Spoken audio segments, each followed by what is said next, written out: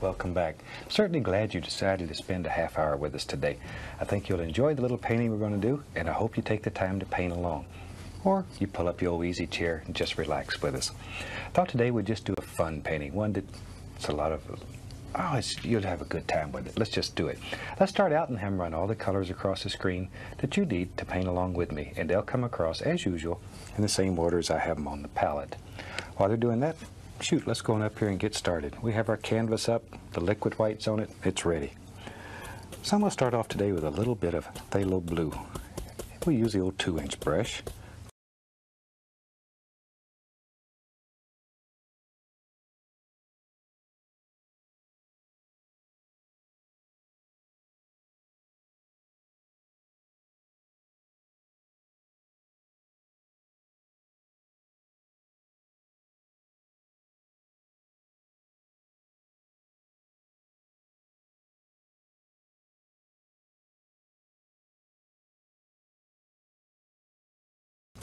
Grab a touch of the midnight black also. Phthalo blue and midnight black. Just sort of mix them together on the brush. And let's go up here and just using our little crisscross strokes, let's just drop in a happy little sky. Just start at the top and work all the way across. Just making little X's. And then begin working downward. And your color is mixing with the liquid white continually and automatically.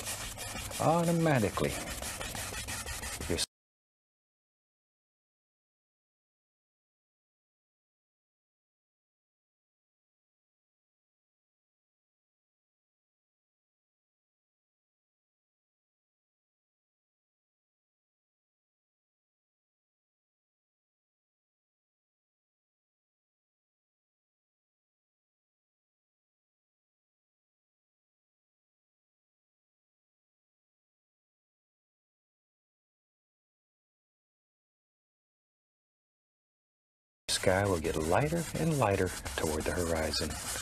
And that's one of those little tricks that helps create the illusion of depth in your painting. As things get farther away from you in a landscape, they should get lighter in value. So let the liquid white work, and it'll happen automatically here. Okay. And just sort of blend it all together.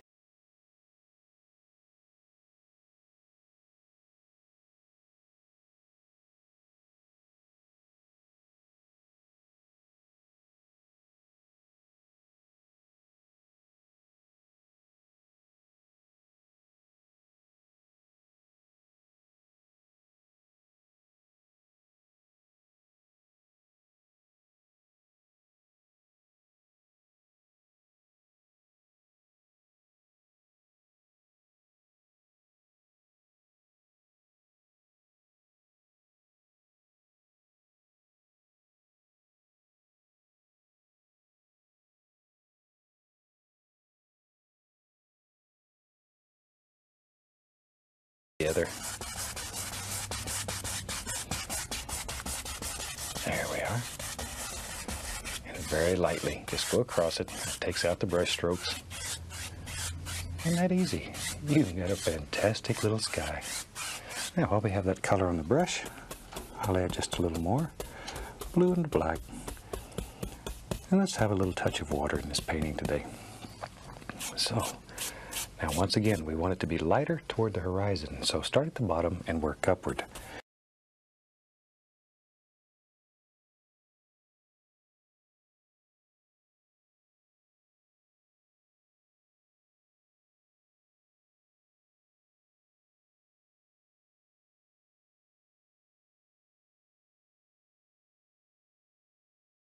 Your darker color then will be down here on the base.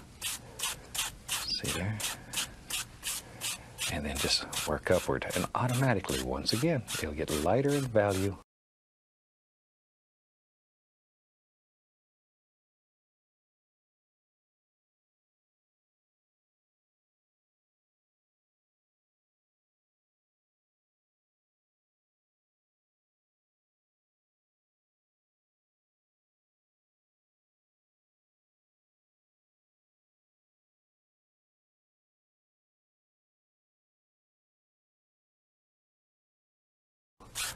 As it works upward toward the horizon. Okay, and then we'll need some water on the other side. Don't want it left out. I don't know.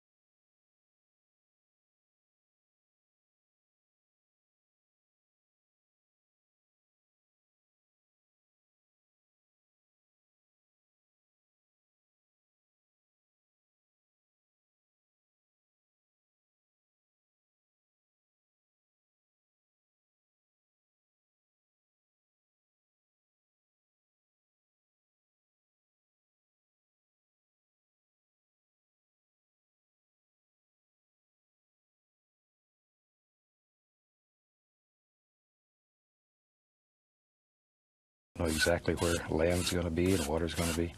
So we just cover it all with water. And if we want a tree to live here or here, we'll just drop it in. There. Now then, very lightly, just gently go across and bring it all together. Okay, now then we can wash our brush. And we wash our brushes with good old odorless thinner. I never use turpentine when I'm washing brushes.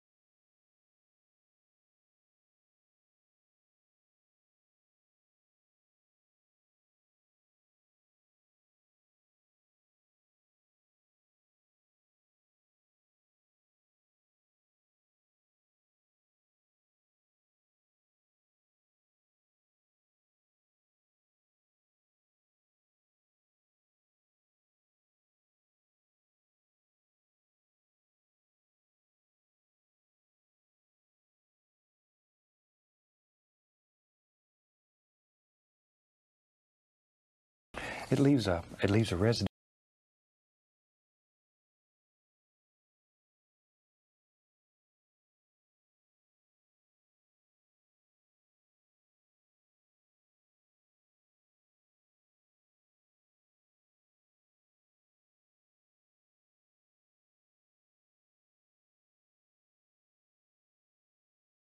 Doing your brushes, which is very difficult to get out.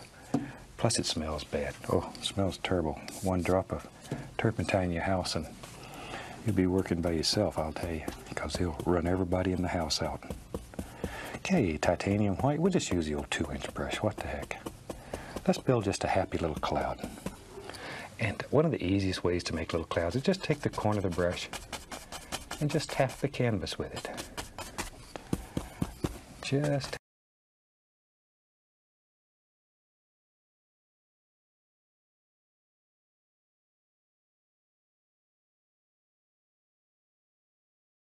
tap the canvas. We just want a little floater that lives up here in the sky. Just has a good time. Just tap. And you can make him as thick or as thin as you want him. Whatever. We'll give him a little friend. See there? All you have to do though is just tap. Now,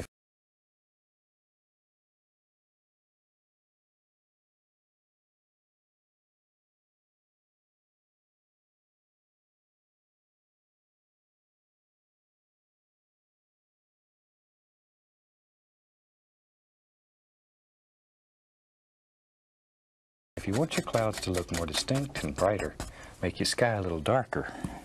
And when you're using only white paint, then that son of a gun will jump out at you. If you have a sky that's not very dark and you put white paint against it, then you don't have much contrast, so it won't look too bright. There. I'm going to stir these up a little. Just mix them a little bit. Give them a little. This is to me is the way I fluff the cloud up. Just sort of fluff it up. Let a little wind run through it. There. And then very lightly, just barely grazing the canvas, caress the canvas. Just blend it together. And that's one of the nicest, easiest little ways to make a cloud. Okay. Now then, tell you what. Let's build us a little mountain today. You know, it's funny, I get a lot of letters from people, and sometimes they say, Bob, I'm tired of mountains, do something different. And then I get probably as many letters that say, do more mountains. So, if you don't want a mountain in your painting, just leave that little rascal out. But if you want a mountain, then you have it. Okay. Ken will take some black, some Prussian blue, alizarin crimson, and mix it together.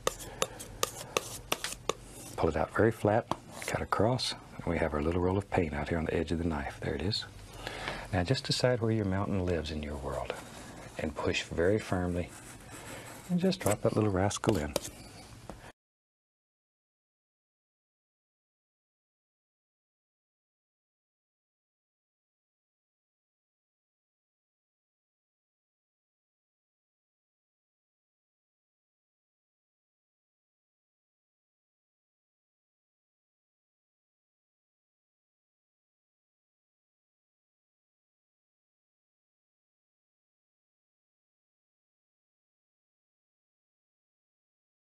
only thing you're worried about is a nice outside edge. You don't care what's happening on the inside right now. We will later, but right now we're just looking for a nice outside edge. And as I say, use a lot of pressure here. Push that paint right into the fabric. Now, scrape off all the excess paint. Just get in there and really scrape it off. You're not going to hurt the canvas. There we go. With a large brush, we'll just pull that. And then it'll mix with the liquid white that's on the canvas, and automatically it'll get lighter and lighter down toward the base. Just softer and softer. There we go. And that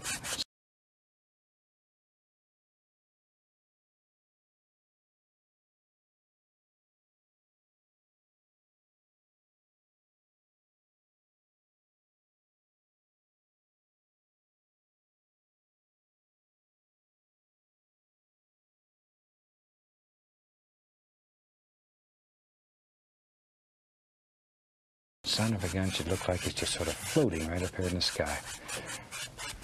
And that gives you a nice base now to begin putting highlights on. Let me clean the old brush again. I like to wash these brushes. Shake it off.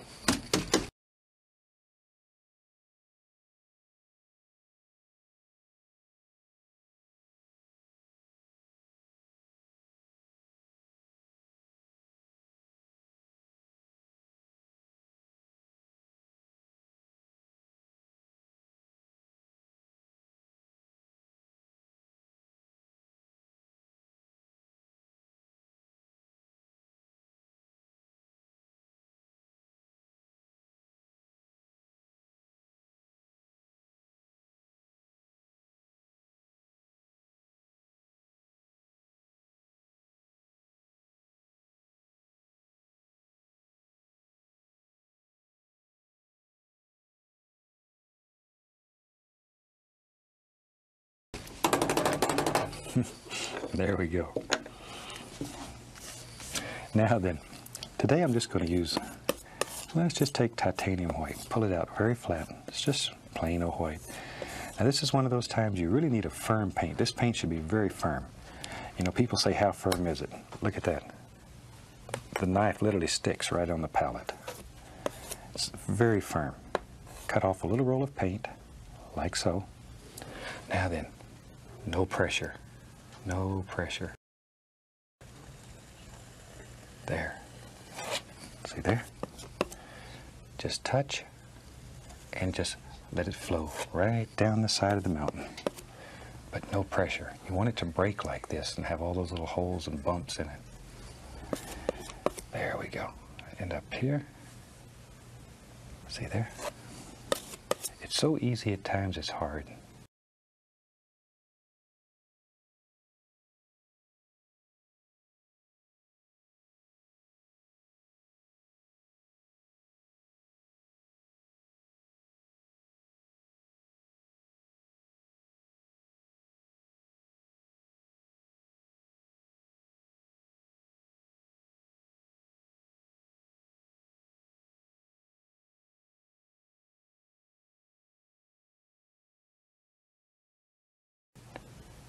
There we go. No pressure though. Can't say that enough times. Probably the most common mistake made is applying too much pressure. And this is one of the best ways that there is to learn to use a knife. And if you can make snow break on these mountains, then you can just make a multitude of other things. It's unbelievable what you can do just by learning to let this snow break here. That delicate touch, light touch. I think I've mentioned over and over again when I was teaching Steve, my son, to paint. The only way I could get it across to him was to tell him that I wanted him to pretend that he was a whisper. And then he understood. It worked for him. And he makes some of the most beautiful mountains today you've ever seen. Using a little blue and white here in our little roll of paint. And I want to put a shadow behind there. No pressure. Just let it float. See there? Just let that float right in there. And each highlight, each little peak in here, if you want it to be an individual, needs a shadow. There, see, right there. Give him a little shadow. And you can change this mountain continually. Maybe you want to put a bump over here, another peak. See, you can do that. In your world, you can create any illusion that you want. I think that's what attracted me to painting so much. I could create any kind of world that I want. Nothing hurts here, no pain. Nobody's unhappy. It's a pleasant place. Everything's nice here. Okay, now then with a large brush, I want to create the illusion of mist. So all I'm going to do here is just tap the base. Just tap, following the angles in the mountain. Always following those angles. And then lift upward. See? And all that little misty things just sort of happen. Over here, follow these angles. Sometimes I'll take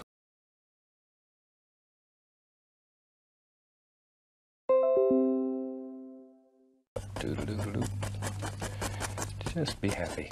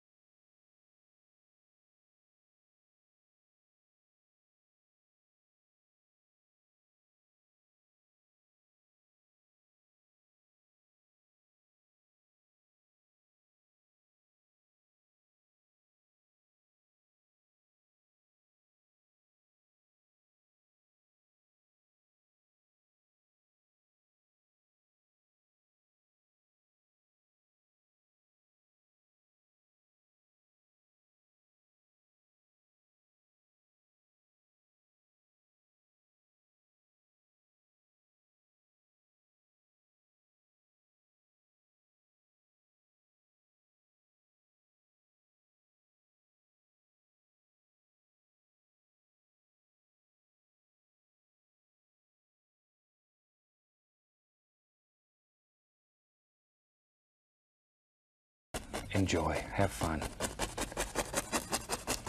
There. Now I want some reflections under this. So I just grab the bottom of it and pull it straight down. See there? Because the canvas is wet, you can do this and get away with it. If you had a dry canvas, you'd be in agony city. Then go gently across, just like so. See? And instant reflections. That easy.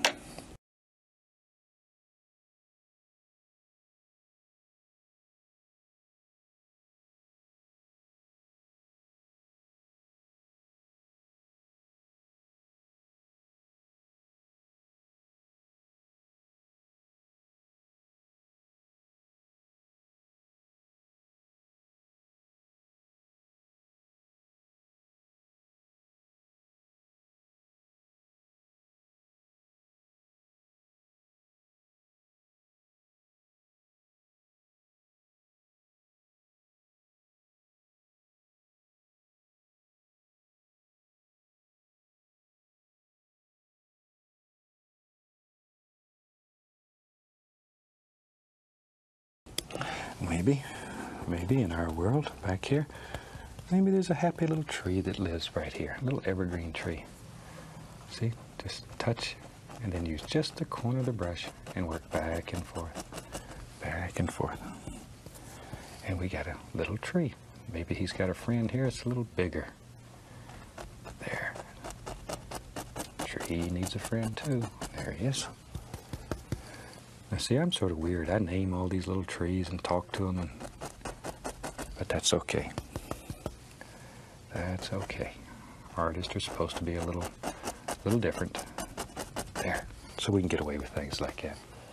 Maybe out here there's a little baby tree. Maybe they ran him off, made him go live out here by himself.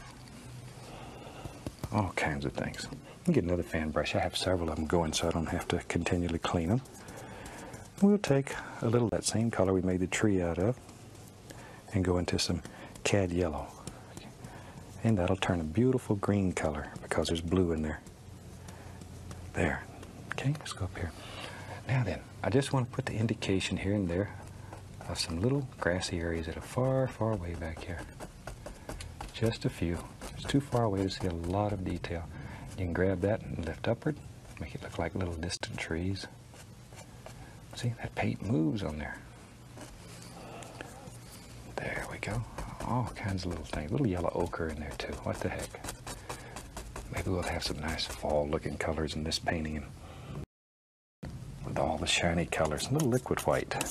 Pull it out flat, and then just cut across. Okay.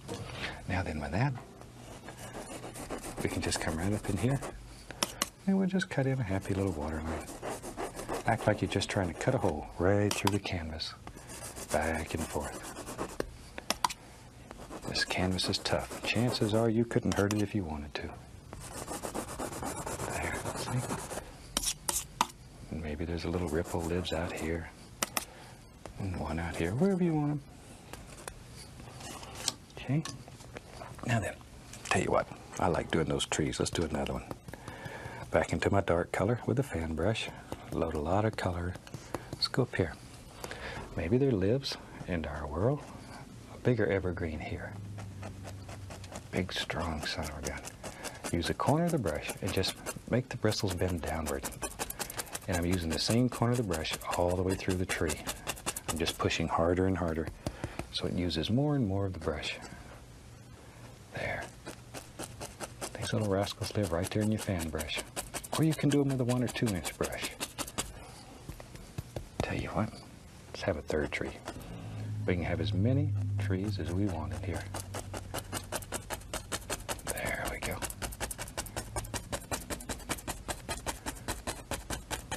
Now, I'm going to get over here and find me a 1 inch brush. Go right through that same color. And let's put a happy little bush right here. You sort of have to begin making some decisions here. Where do you want all these little things to live? There we go. That's super. I knew you could do it. Now then, underneath here, we're going to want some reflection. So just reverse the brush where I've been pushing upward, and then we'll push downward. And where you have tall items up on top, you want items that are long below it. Where they're short, then make these not so long. You knew that. Okay. And those will turn in, hopefully, to some very nice little reflections. Just a nice, clean, dry brush. I just like to beat on the brush and pull straight down very lightly. That's all you have to do. Just touch, pull downward, and then go across. Okay. Now then, I'm going to take my knife, a little bit of dark sienna, a little white into it, and get a very small roll of paint on the knife. Okay, now then, let's go up here. Just put the indication here and there of a few little trunks in these trees. Give them some nice trunks so they can stand up strong and tall. There we go. And we can go back to our fan brush. It has the green on it. There. And I just want to put the indication of a few little highlights on these trees. It don't kill all the dark, though. That dark contrast. When we get finished, that's what makes those son of a guns stand out. There, just a little. Evergreens are normally darker than other trees, so leave them that way. I'm going to dip the brush into a small amount of the liquid white and begin applying some color to these things. Pull the brush in one direction. Be right back, get some sap green here. There we go. Sap green, cad yellow, one direction. Where do your little bushes live? Just touch and give a little push, just enough to bend the bristles a tiny bit. We'll alternate some of the colors here. I went into a little yellow ochre. Now we can reverse the brush and drop a little of that right in there if you want to. Right in there. Maybe up in here there's a darker green living. There he is, there he is, there he is. See? There's a big strong bush over here. He's my friend. There. Okay, and another one. But notice how these are going in layers. Those layers, little Indian yellow too, are what create the illusion of depth in your bushes. Reverse it, drop in a few. See there, just reverse your brush. They don't have to be exact, just a general shape. A little bright red once in a while too. Ooh, that's a pretty one sitting over here in the corner. And we'll reverse him right into the water. Now then, with our clean, dry 2-inch brush, just barely touch the top, just graze it. Just barely touch. And then go across. And that makes those beautiful mirror reflections. That easy. Okay, thought you'd like it. It's always fun. I'm gonna go into some Van Dyke Brown. Let's put some land under here. Shoot, we need something for all these little bushes and trees to stand on. Don't want them to fall over here in the water and make a big splash. There we go. Now we take the same old brown, add a little white to it. Then come back. Just add the indication of a few highlights here. Just here and there. It's barely grazing. Just grazing.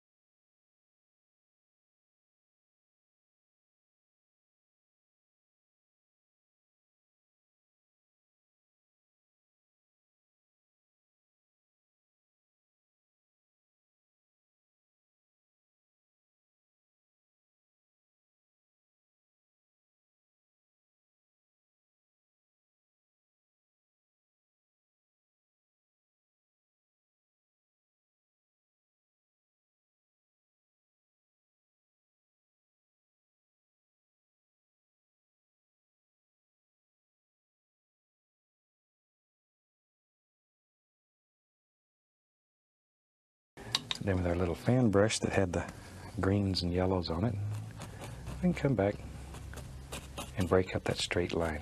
Just let some little grassy areas run right down on the land.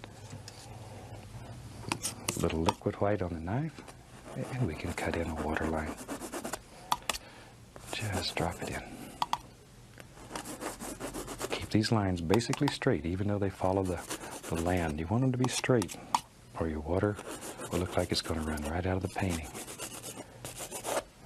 There we go. Okay. Let's have some fun. We got this whole other side to do over here. Take the 2-inch brush, go right into my dark color. A lot of paint on the bristles. Okay, let's go up here.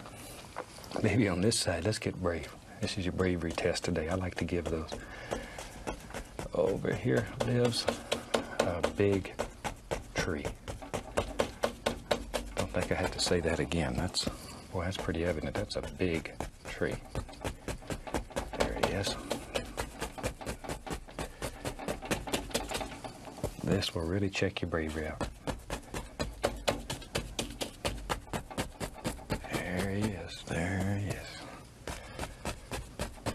Now this, by virtue of it being so big, it just indicates that this tree is much closer to you. And that helps create the illusion of depth. Maybe the little tree way back here somewhere is just as big, but it's far, far away. And by being far away, as you know, it looks smaller. There we go. And then we can just fill that all up. This you could put on with a paint roller. Doesn't matter. But it's a good place to practice your strokes. There. Tell you what. Sometimes we avoid this old big brush. And it's a super brush. It'll do fantastic things for you. Let's load it to a chisel edge. Both sides full of paint. Same old dark color.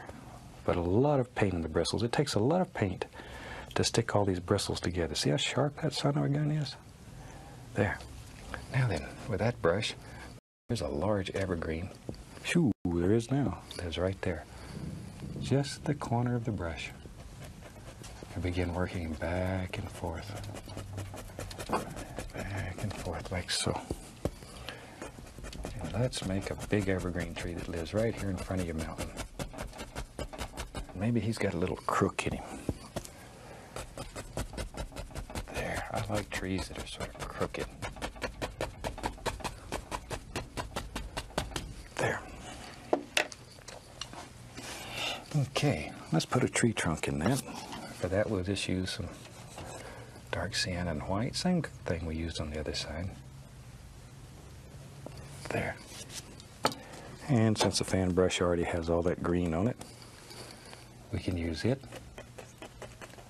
to just put in the indication of some highlights. Not too many, not too many. There we go. See, you don't have to paint the whole trunk because you won't see the whole trunk. All right, now, let me find another fan brush here. There's one. We'll take some Van Dyke Brown, and let's build the indication of just a tree trunk in here. Zoom, like so. We can just make out a tree trunk or two in there. And we'll go into my liquid white and into some yellow and some sap green. Pull that brush through, load a lot of color. A lot of color. Get a little more green on it. There we go. A lot of paint. Now then, let's go up here, barely touching. Begin laying in this large tree. Don't let the brush slide. Just push, let the bristles bend a little, and just begin forming your individual shapes here. Don't just hit these at random. Think about all those little happy limbs that live in here. There we go. See, all these things are there. All you have to do is just push them out of your brush. Super. Okay, maybe over here, add a little yellow ochre. Maybe there's a bush that lives right here. Just sort of pick them out. Now, there. Okay. Pick up a little more green. A little more green. And right here. This one's more in shadow, so it's darker. There we go. See, he just hides right in there. See, layer after layer. There. A little more color on the brush. And reload the brush as necessary. As you use up the paint in it, add some more. Okay, tell you what. Maybe there's a big path in there. Take some Van Dyke Brown. And you have to make a big decision here. Where's your path live? Maybe your path lives right there. So we'd lay in a basic shape just using the brown. And we don't know where this path goes. It goes up here and hides behind the bushes somewhere. Just basic shape. And then we'll take some white, a little dark sienna. And let's come back in here. And just let this barely graze. Just, okay. It's just like putting snow on the mountain. It's the same exact technique. A little more of the liquid white. Back into my yellows and greens. Now then, you have to start making decisions. Are these bushes in front of you evergreen or behind them? I think they're in front. So let them come right over in front of it. There. Vary your colors and drop them in. Every once in a while, drop in a little yellow ochre, Indian yellow, a little bright red. There's a sparkler right there. Beautiful little bush. Another little green one, and as many as you want, but work in layers. Remember that these bushes are individuals. Do one at a time. There we go. See, now, let some of these things come up over the path. That'll push the path down into your painting. Don't want that path just to float around. See there? Now then, we can take the knife and just scrape in a few little sticks and twigs here and there. And shoot, you've got a finished painting. I hope you've enjoyed this one. It'll certainly teach you how to use all the equipment and have a lot of fun. From all of us, happy painting and God bless.